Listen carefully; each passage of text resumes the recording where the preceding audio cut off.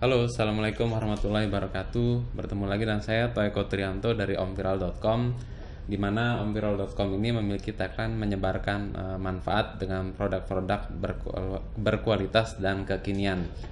Ya, bulan ini omviral.com tambah lagi satu koleksi produk yang dijual, yaitu buku ya. Di sini buku konsep dan teknik menguasai modern OP di PHP.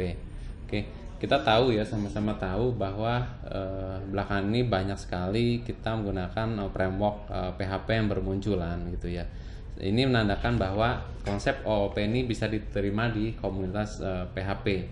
Sebut saja kayak misalkan dia ada CodeIgniter, ada Symfony, Laravel, Y Framework, kemudian Cake PHP, yang semuanya ini adalah menggunakan OOP ya. Tentu untuk penerapan ini sangat berbeda-beda untuk setiap framework. Nah, kendalanya bagi para programmer pemula di PHP yang ingin meningkatkan skill pemrogramannya, terutama OOP ini biasanya kesulitan karena untuk referensinya ini tidak banyak ya, tidak banyak. Nah, kabar baiknya di buku ini ini akan membahas tuntas ya tentang OOP yang sering dipakai ya, konsep-konsep yang kekinian gitu ya. Nah, ini saya tunjukkan beberapa sampel dari judul buku konsep dan teknik menguasai modern OOP. Ini penerbitnya adalah Lokomedia dan penulisnya adalah Awan Pribadi Basuki. Apa saja sih yang akan dipelajari di buku ini atau dibahas ya? Ini Anda bisa lihat di daftar isinya ya. Akan dibahas mengenai apa itu OOP gitu ya. Kemudian objek ya, pokoknya ini dari awal sampai terakhir ya. Kemudian di bab 2 ada keyword disk ya. Keyword disk, kemudian ada method chaining, kemudian magic method and magic constraint. Dibahas juga sini encapsulation ya, inheritance, abstract class sama abstract method, kemudian interface, polymorphism, type hinting ya. Saya sebutin satu-satu nih. Di bab 11 kita belajar interface, type hinting, kemudian static dan constant, the trait.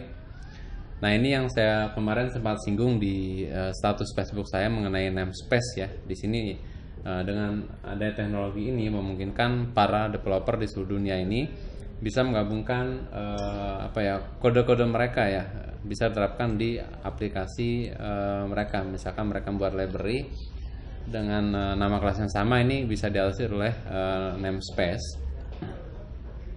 Kemudian di sini yang lagi tren ya, biasanya sekarang adalah composer dan packages, di mana untuk update dependencies ini bisa langsung kita melalui composer. Nah, di bagian 2 bab terakhir ini juga akan disinggung mengenai masalah MPC ya, bukan masalah, sebetulnya topik MPC. Dimana di sini adalah ada yang bilang design pattern, ada yang bilang arsitektur pattern.